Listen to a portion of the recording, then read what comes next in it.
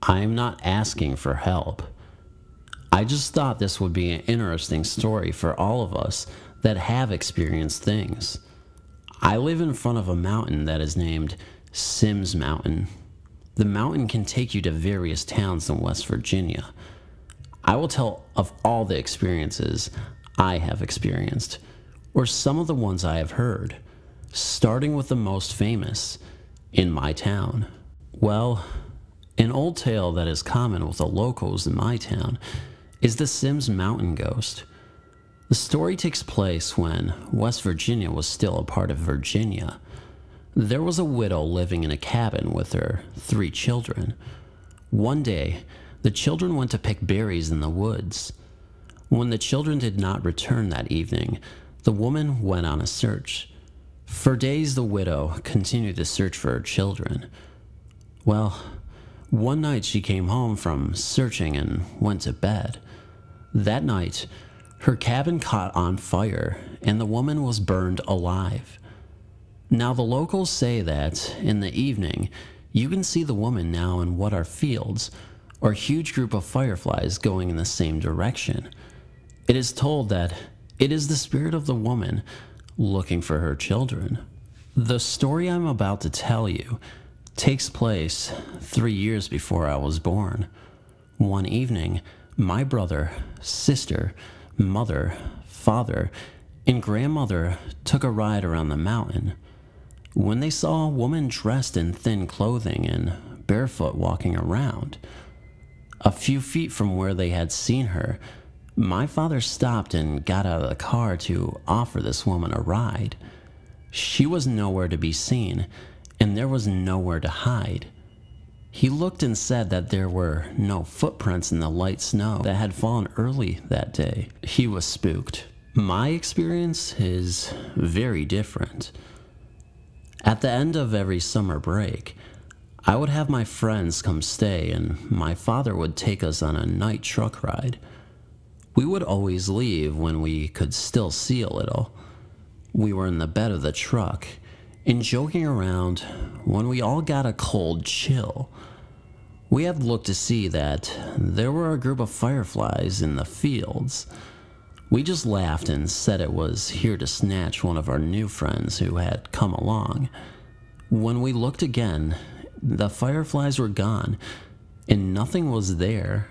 Later on that night, we had seen another spirit on our way home. We had just passed some woods when a bright light with a dark figure had appeared in the place we had just driven over.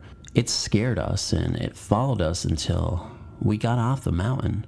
My brother and his friend were up four-wheeling one afternoon when they stopped in front of an old cabin that had been there for years. There were no ceilings for floors on the second floor because they had been in there before. My brother's best friend started to head down the path first. While my brother was making sure everything was all right with our ATV, his friend had ran back, jumped on the back, and said, "Leave now." My brother was shocked. After all, his friend had never been scared by anything. He had asked him what was wrong. His friend just said that he had seen a young pregnant woman looking from the top window. He had told my brother she looked angry and was just yelling, but he could not hear what she had said. Then he had seen that her finger was moving, as if she was telling him to come into the cabin. My brother went and saw the same thing. He had run back to the ATV where his friend stayed. He jumped on, and they were gone. He has taken many people back to the cabin, including me. None of us had ever seen her. We had just got an eerie feeling. The funny thing is that my brother's friend has never returned back to the cabin. We all now believe that he triggered the spirit. All I can say now is that this mountain has many lost souls, I believe, and they all just have unfinished business. It seems to me that they died before their time, and will continue to stay there until they have found their peace. Strange sights and sounds. Living by the coast, I grew up spending a lot of time on the beach. Summers and holidays zipped by with hours of swimming. One particular Sunday in May, I decided to stay in the sun the entire day, and that earned me a pretty nasty sunburn. Swimming and moving out of the house for the following week was forbidden. Much to my grief, I was under house arrest. The next day, my parents decided to spend the evening by the pool along with some of their friends and took my brother along. I was 13 and my mom thought I was old enough to stay on my own for a few hours. She promised to be back by sunset. I was okay being alone in the house as long as there was daylight. The big sprawling house would turn into a nightmare once dusk turned into night. There was a huge neem tree just outside the kitchen. For some reason, it would instill fear in me. I switched on every possible light downstairs and waited over anxiously for my parents to return home. I walked to the kitchen to get a drink of water. It was a sultry summer night, not a hint of breeze. I heard the neem tree shaking violently. I left my drink on the counter and rushed outside. My next door neighbors were out as well, and the street I lived on was empty. Chanting prayers in my head, I walked gingerly to the streetlight. I slowly turned towards the incinerator. Earlier in the evening, I put out every single mark there was by chucking fistfuls of sand into the grid. A few seconds after staring at the incinerator, it suddenly was alight.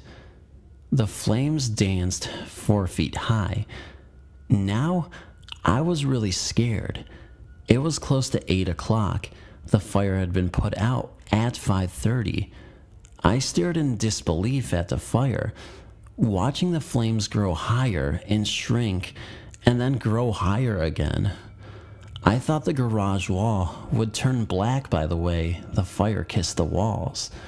As mysteriously as the fire was started, it disappeared. There was no trace of it.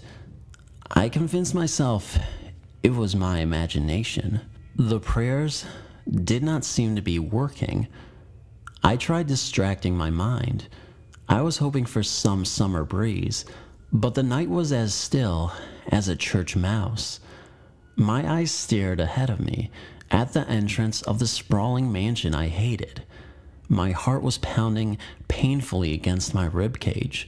My mind was racing faster than a locomotive. I heard the rustling of leaves, as though branches were being shaken rather violently. The night was still not showing any signs of any wisps of wind. I, very reluctantly, turned my head towards the neem tree. The tree was still, but I could still hear the leaves rustling. I turned my head upwards, and I saw a small, shadowy figure on the top of the tree, shaking the tree with all its might. The shadow turned my way.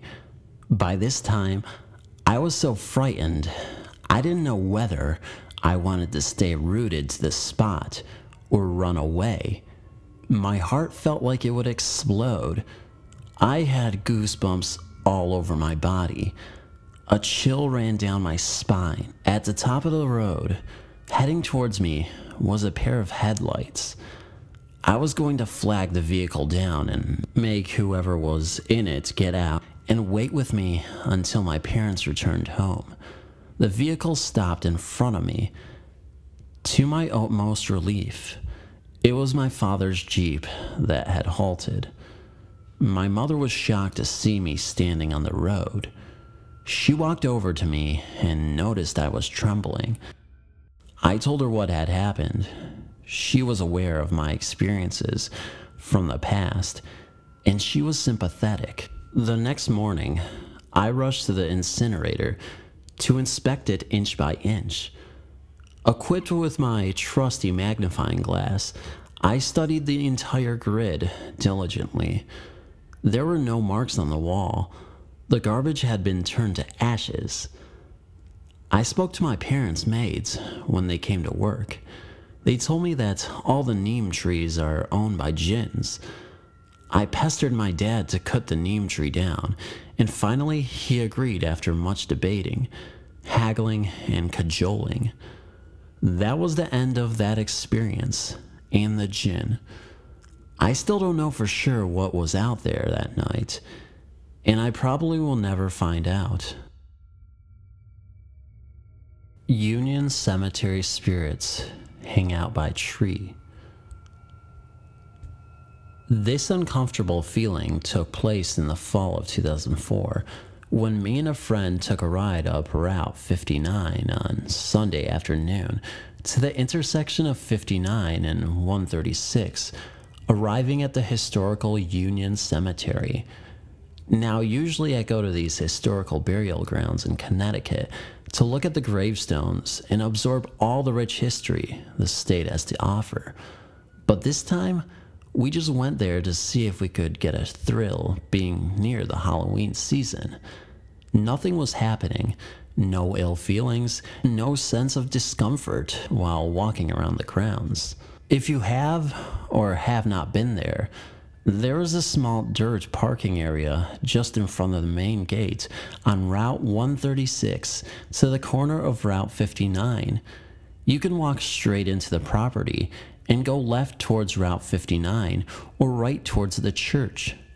Straight and to the left, in the distal part of the property, there are a few trees set along the back edge of the property near the creek that runs along the back to or from behind the small church that is also located within the gated area. One tree in particular, that is quite large, I'd say, is surrounded by a few scattered headstones. As I looked over in that direction, it looked like a nice place to explore. I commented to my friend, "That's where I would hang out." We soon walked into the area and proceeded to walk around the tree. It was shaded with headstones placed strategically around the tree. I don't remember if it was an oak tree or maple. It's the largest tree in the cemetery. After about a minute, we were both bombarded with overwhelming sadness and anxiety that we left immediately and fled for the car. Because we both felt strange, we believed on that day there was a lot of activity in the Union Cemetery. The Legless Man in the Cemetery. I came across this website recently, and I figured this could be a good place to tell about my experiences, which I had around 10 years ago. The majority of my family lives in northwestern Minnesota, and I lived in Minneapolis at the time with my immediate family. We would go visit my family up north a couple times each summer and do things like hunting, fishing, going off-roading with ATVs, etc. Oftentimes, me and my cousin would go off-roading on our ATVs in an area west of a town called Thief River Falls. It's mostly farmland, some forest plots, highways, a few farms, and houses along with some gravel roads.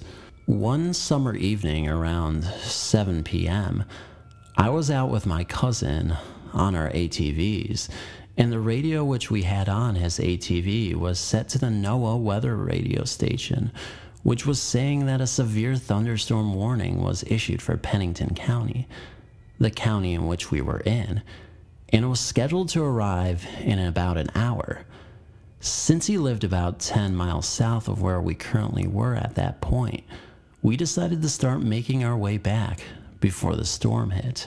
About 5 minutes later, we decided to stop right by an old cemetery in church situated about 50 yards ahead of us on the right side of the road to look at the giant cumulonimbus cloud that was quickly moving towards us. By this point, the sky started to get a little dark, and we could hear the thunder starting to rumble, but we figured we had enough time to kill before the storm arrived. A couple moments after we stopped, I started getting this strange feeling. The best way to describe it was that it was like someone was watching us. In fact, I even checked all around me out of instinct, but there was no one there except for us two, of course. I then heard my cousin fire up his ATV and telling me that we should get going. I started up my ATV and proceeded to follow him, but I still had this strange feeling that I was being watched. As we got closer to the cemetery, I started to slow down because that feeling I was having was getting stronger and stronger. As I passed the cemetery gate, I see a man in his 50s or 60s wearing a white short sleeve button-up shirt and a pair of black slacks standing next to a grave looking south, which is the same direction we were headed. However, I quickly noticed that his legs were missing from his knees downward. I immediately hit the brakes as I could not believe what I was seeing. He then turned his head to look at me, and I will never forget that scornful look he had on his face as he stared at me for those few seconds. As he stared at me, I started getting this cold, clammy feeling that one usually gets when scared. After a few seconds, he starts to slowly float towards me, at which point I gunned it and got out of there as quickly as I could. When I checked my rearview mirrors, I didn't see anyone or anything behind me, but I wasn't going to wait around to find out. My cousin noticed I had stopped and was waiting for me about a quarter of a mile up the road from where I had stopped. I lied to him that I had just seen a couple of deer run across the cemetery and was just watching them frolic about. That night, I couldn't sleep because I kept thinking about that legless man. From that point on, whenever I visited, I always made sure to never go by that cemetery again because I'm honest to God afraid that he will follow me home if I go by there again. Cemetery rescue. I had some interesting paranormal experiences growing up in the Las Vegas area. One is kind of funny, and while it may or may not have a paranormal component, I thought it would be a good one to share. When I was 18 in the early 80s, a friend and I had been spending the evening downtown. That meant the Fremont State area in the early 80s. Walked around, ate some 50-cent shrimp cocktails, played a bit of 21 at the Horseshoe, where it was easier to get away with underage gambling at the time. We'd pretty much had our fill, so we decided for some unknown reason to stop by a cemetery since it was 1 a.m. and likely to be creepy, and we were basically kids doing what kids do. We pulled into an empty and dark parking lot, and I turned off the car engine. We got out and stood by the car. It was a cemetery off of Main Street, I think, and totally quiet. There was no traffic on the road adjacent, and not a soul to be seen. As a matter of fact, it was eerily quiet. We stood there maybe 20 seconds, and both decided we wanted to leave. Now, we jumped back in the car, and I tried to start it, but it wouldn't start. This hadn't happened before. I kept trying, and it wouldn't start, and I think I flooded the engine. So here we were, stuck in a dark cemetery with nothing around. Back then, nothing was nearby. I was just starting to see how much trouble we were in when all of a sudden, there was a car next to us. A cop car. It wasn't the typical LVPD car, but something that looked like it belonged in a small town off the highway with tumbleweeds blowing around. I didn't even notice it pull up. The cop, who looked more like a sheriff, walked to my door and asked if we needed a ride. We eagerly took him up on his offer. He drove us to my friend's house on 8th Street, and as he turned the corner of the street, he turned us around to us in the back seat. smiled devilishly, and said, "Watch this. Your neighbors are going to love it." And he proceeded to turn on his flashing lights and briefly hit his sirens. By that time, it's about 2 in the morning. The turkey, he laughed, then laughed again as we tried to open the door from the back seat. Finally, he let us out. We thanked him and ran inside. His lights were still flashing in the driveway of the house. I went back for the car the next day, and it started up on the first try. Why did this cop show up right then and appear out of nowhere? Why were his uniform and car so old-fashioned looking? Was he for real, or was he somehow sent to save us?